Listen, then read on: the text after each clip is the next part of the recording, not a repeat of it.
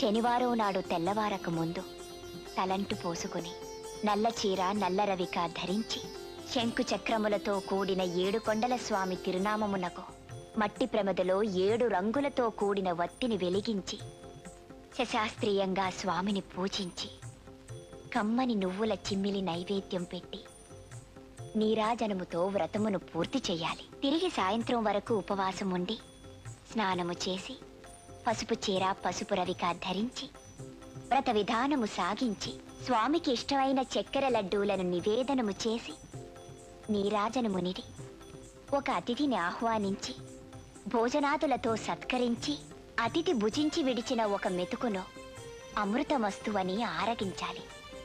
అప్పటికి ఆనాటి శనివార వ్రతం పూర్తవుతుంది.